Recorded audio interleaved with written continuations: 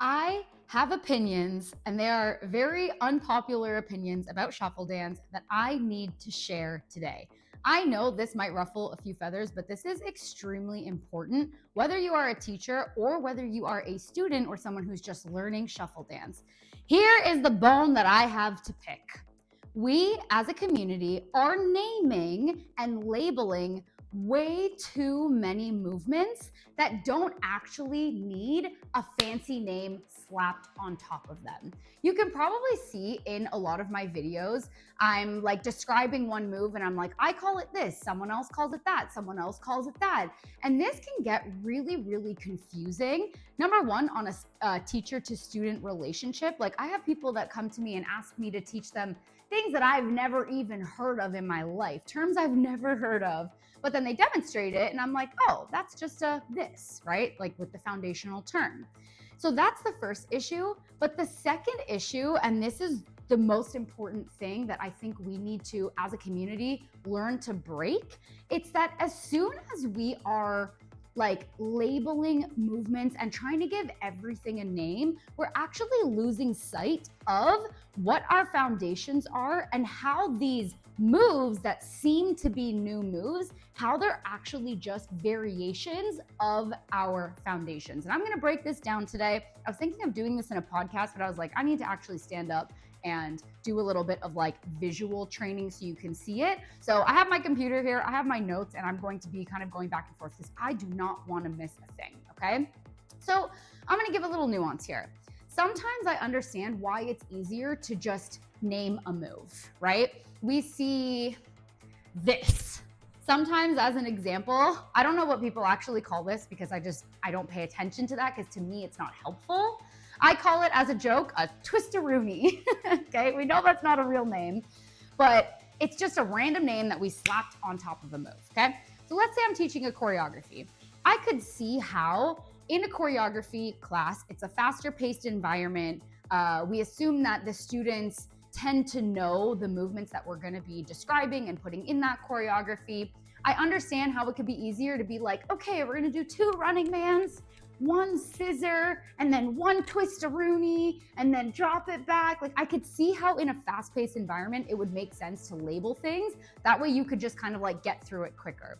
But here is where it gets really sticky, all right?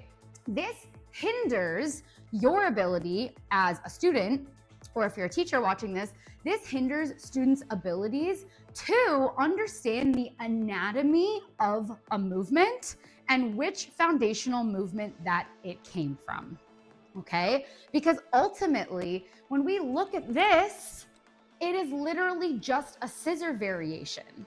Now, when we see scissors, and again, even that has 5 million names. In my programs, I call it switchblade, but it doesn't matter. That's a rant for another day, okay? We know that, give or take, is one foundational scissor movement. So we can actually see how this movement comes from it, right? We can see the similarities. They look very similar, and it's because they come from the same foundation. Now, what's important to me as a teacher, and the reason that all of my students think so creatively, is because I'm not just saying, okay, you have a scissor, you have a twistaroony, you have a back twistaroony. Like, I'm not labeling things like that. I am telling them exactly what the anatomy of this new variation is and what we need to add or change or remove from the foundational movement to change it into something new, okay? Stick with me here. We're gonna use scissors as an example, okay? We know it consists of 2 positions. I'm just gonna keep it very straightforward. We have our closed blade, as I call it, and then we have our open blade. You could do it with the toe as well. I'm just gonna talk about the heel for today, all right?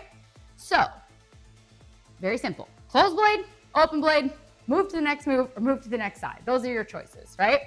So then we take this movement, and I talked about this in a recent video. We take this movement, okay? Now, sometimes if I'm just trying to move through it quickly, and honestly, I'm guilty of this too, I'll call it heel switches. That's what it is. You're on your heel, you're switching your weight, you're switching your direction. Heel switches. However, The difference in what I do with my students is I don't just tell them it's heel switches and I move on. I will break down the anatomy like this. Okay, so what you can see is that this movement is a derivative of a scissor, right? Foundationally, our scissor has a closed blade and an open blade. Well, what would happen if we decided to maintain only the open blade, remove the closed blade entirely, and shift our weight from side to side, just doing open blade, open blade, open blade, one after the other? That's how we get to that movement.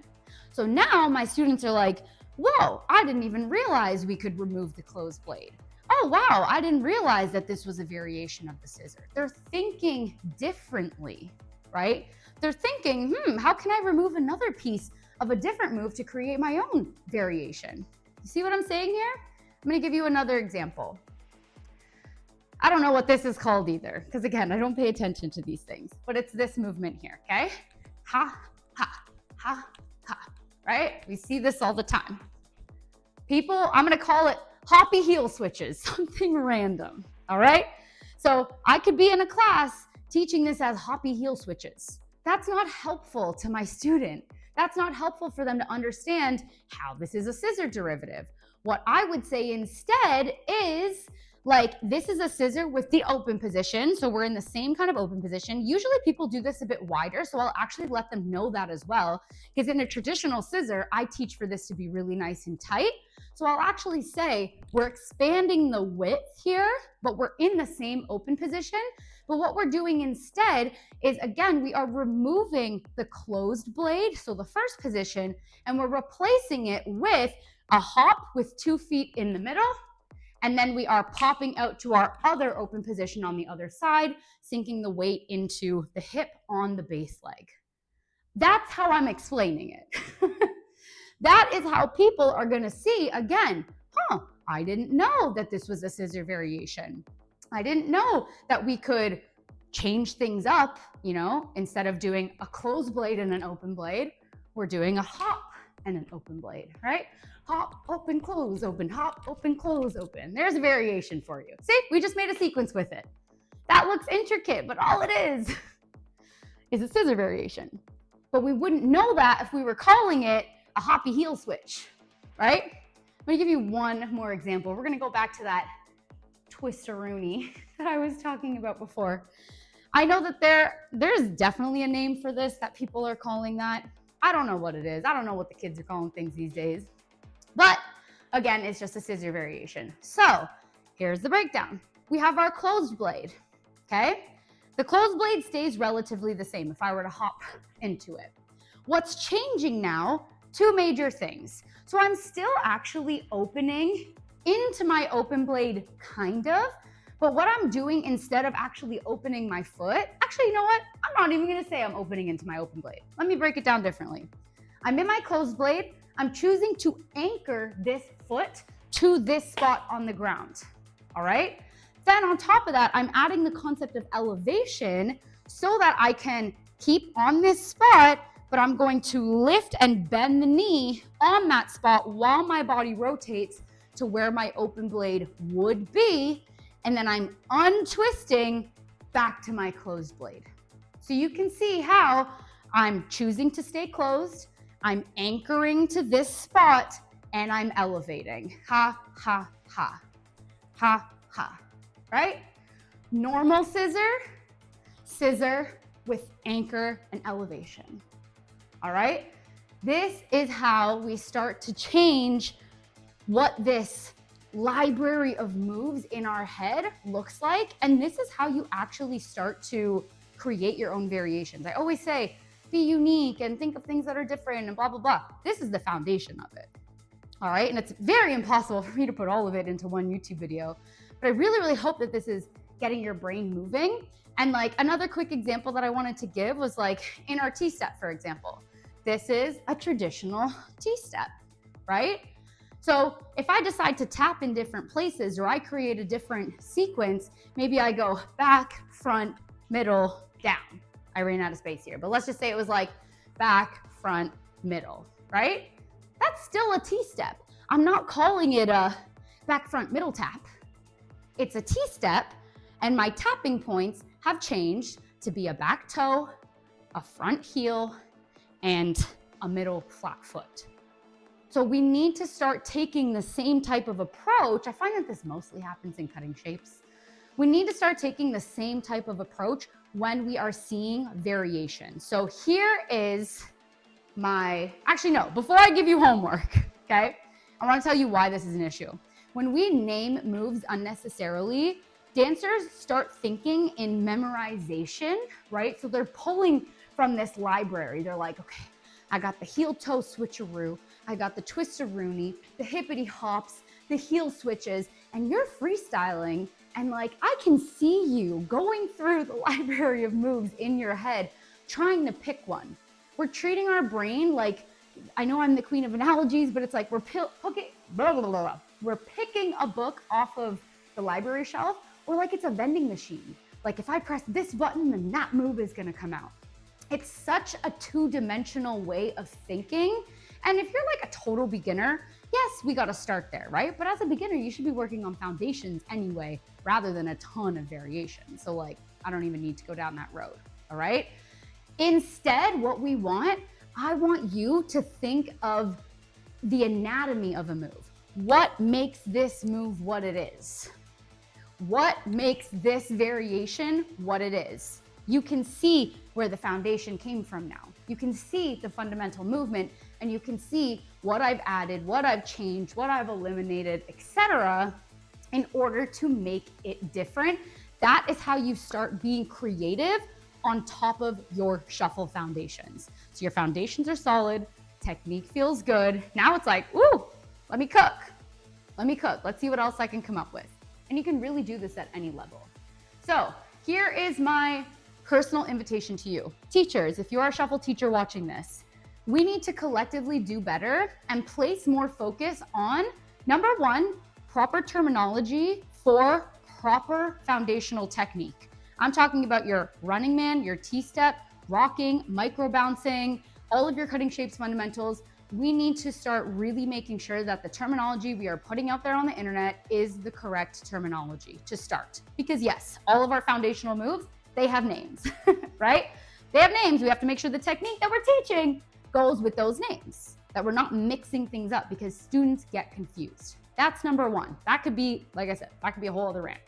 Number two, you need to start showing your students the different anatomy pieces, the different layers that are creating the variations that you're teaching them. Instead of just teaching them, just do this and copy what I'm doing and call it this, put it in your shuffle library, that's not gonna work anymore, right? Our students need to feel things in their body rather than just memorizing something else. Everyone's memory is at capacity at this point.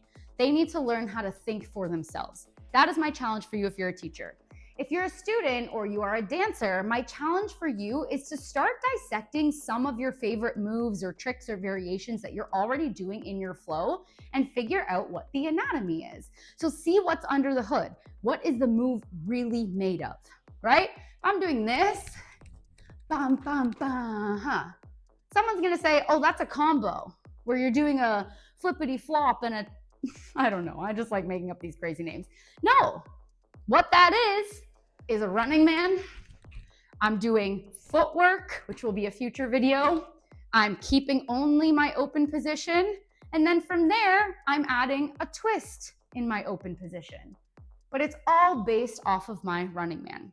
So I really want you to take this into your practice.